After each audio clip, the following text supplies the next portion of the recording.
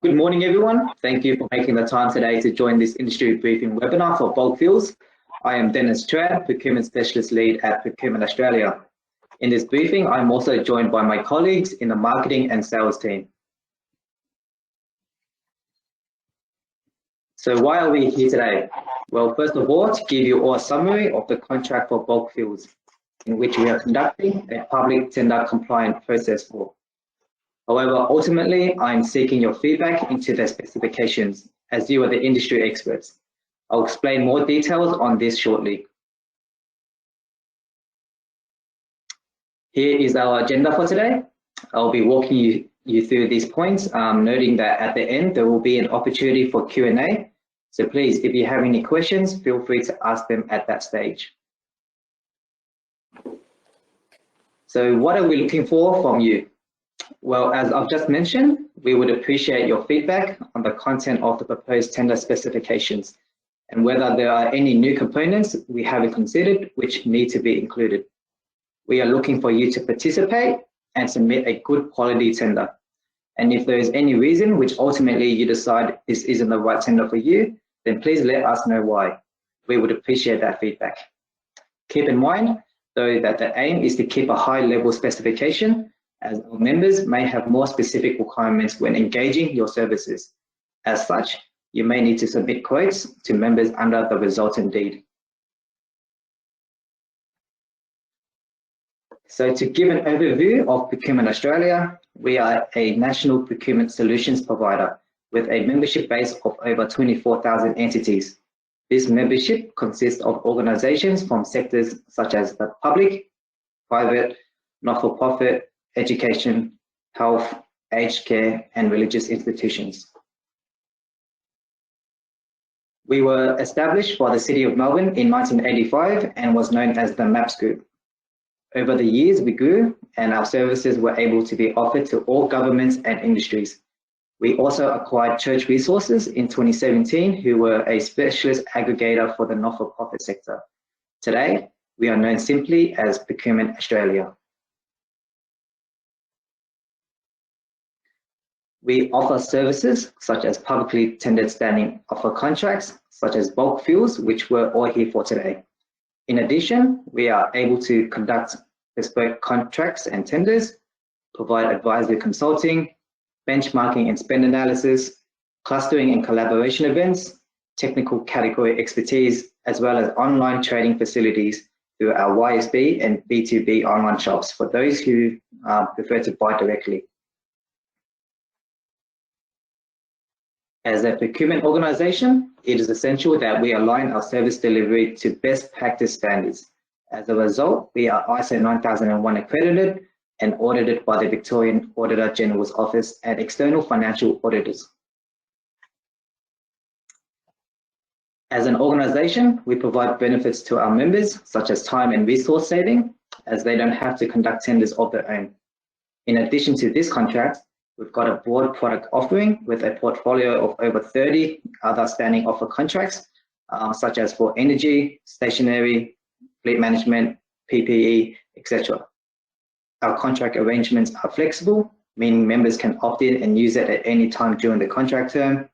Our members can also rest assured that our processes are compliant and meets the tendering requirements of the public sector. The benefits to our suppliers include a reduced number of tenders that you need to respond to, as we do that on behalf of our members. By becoming a supplier, you get access to our membership base. These are organisations who may only have a preference to procure the requirements from suppliers on our panels. Therefore, suppliers will be competing with only the other suppliers on the panel. Our sales team, who are on the screen today, are also constantly growing and promoting our contracts to get more members using them. Contract overview. So the name of the contract is Bulk Fuels. The contract number is 2403-0109. The contract term shall be 2 years, starting on the 1st of April 2022 and expiring on the 31st of March 2024, with 2 times 12-month options to extend the contract until potentially the 31st of March 2026. These are the objectives of this tender. It is first of all to deliver a compliant tender under Local Government Acts, Section 186 in Victoria and 55 in New South Wales. Secondly, to obtain an outcome that offers PA members a panel of experienced contractors. And lastly, provide a centrally managed standing offer contract for RFQ activity. This is an opportunity for suppliers such as yourselves to tailor responses and pricing specific to individual member requirements.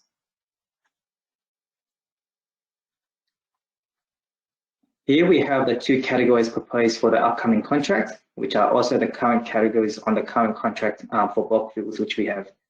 Keep in mind that these are still yet to be finalised, depending on yours and other stakeholders' feedback. We have Category 1, provision of bulk fuels. This is the measurement of bulk deliveries determined from the readings recorded from each storage tanks at member locations. Secondly, we have Category 2, provision of bulk meter deliveries, which is measurement of bulk deliveries determined from the readings recording from the metering equipment on the delivery trucks to our member assets, such as plant, equipment, or tanks. Essentially, they're both relating to the supply of fuel, however, is delivered and recorded differently. So the types of fuel which we are seeking include, but not limited to, petrol variants, such as unleaded 91, premium 95, and premium 98. Diesel variants, such as biodiesel and alpine blend. And lastly, LPG autogas. And if there are any other fuels which you think would be in high demand by our members, please let me know. And as you may already know, suppliers in the fuel industry must comply with the Fuel Quality Standards Act and regulations. So as mentioned before, I would appreciate any feedback you may have on the draft specifications, which is currently still under review. If you'd like a copy of this, please email me after this briefing for a copy. If I could please get your feedback by the 27th of October, that would be appreciated. Some things to consider when reviewing the specifications include other categories or subcategories to be considered. Is the specifications consistent with the way the industry works? And are there any applicable standards or legislation that need to be included? Here we've got an example of a typical criteria which we may use to conduct a tender such as this.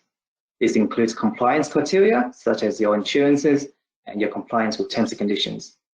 We'll also be looking at competence, customer focus, corporate governance, and social responsibility, as well as financial criteria. Suppliers can tender for any one category or any combination of those categories. The evaluation and award will be on a category by category basis and on the state or national level. So this tender will consist of 6 different parts. That is Part A, information for tenderers, Part B, conditions of tendering, Part C, deed of standing offer, which is the proposed contract to be executed between Procurement Australia and the awarded tenderer. Part D is the sub-agreement general conditions of contract, which is the general terms and conditions between our members and the awarded tenderer. Part E is the specifications of this contract, which again, you may request a copy of if you like, okay? And lastly, Part F, returnable schedules, which is what tenderers are required to fill out and submit. To provide a breakdown of Part F, the returnable schedules, it consists of 16 schedules. I want to draw your attention to Schedule 1 and 16, which are the declaration pages. When making your submissions, please ensure that these pages are properly filled out and signed. Regardless, they are all important schedules, so please take your time on each and read the questions carefully. So I'll be the tender manager for this event. My role will be to manage the tender event, call and close it, summarize and evaluate submissions, and then develop a contract award recommendation.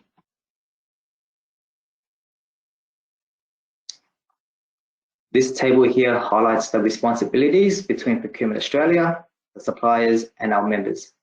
Procurement Australia will be responsible for calling and receiving tenders, evaluation, making a contract award decision, and then executing a contract with the successful suppliers.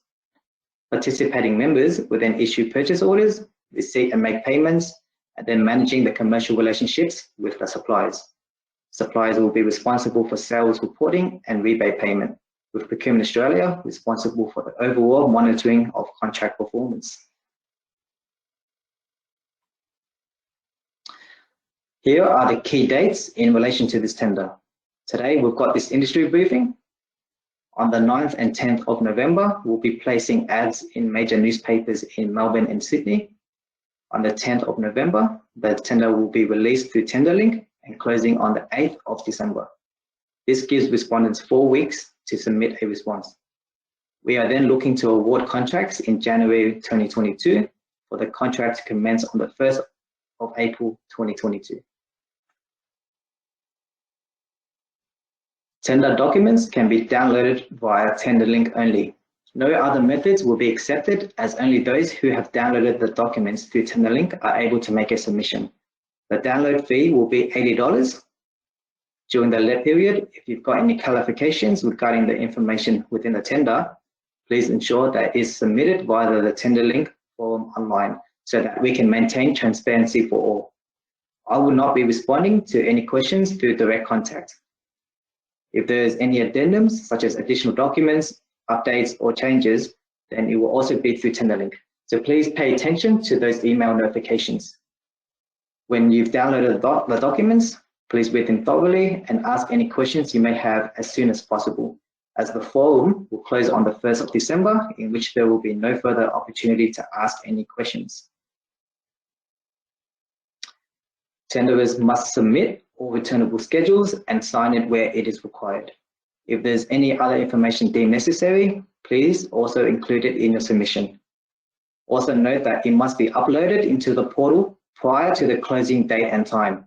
So that is the 8th of December at 3 p.m. Australian Eastern Daylight Time.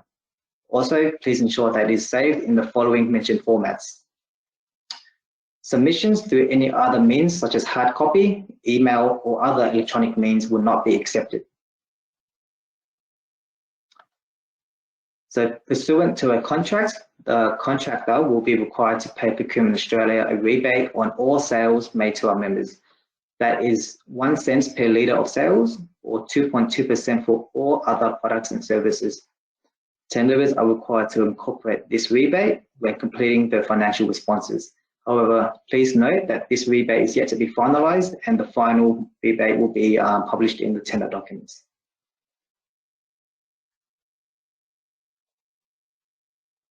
Here we've got an explanation on how members can use this contract. They are generally separated into 2 groups. First one being the pre-committed members who have pre-committed before the tender is released.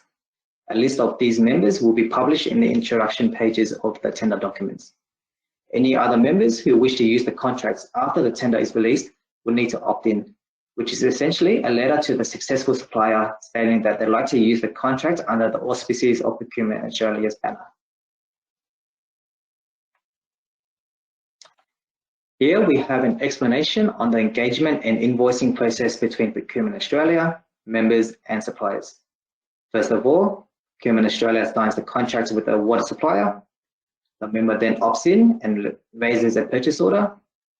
The supplier delivers the product or service to the member and then invoices them. Members will then pay the suppliers.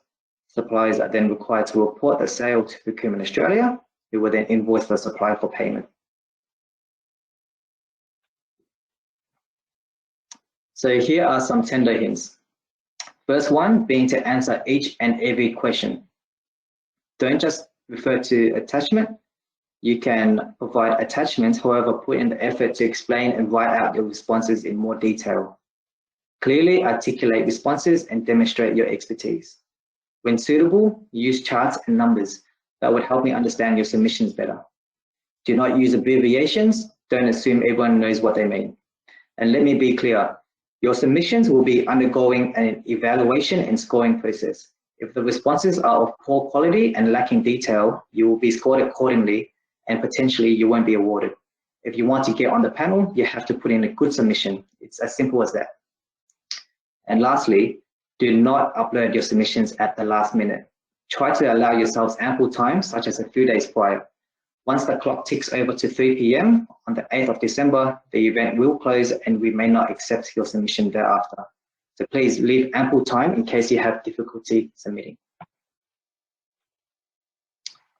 So what's next? The draft specifications are available for your review and feedback.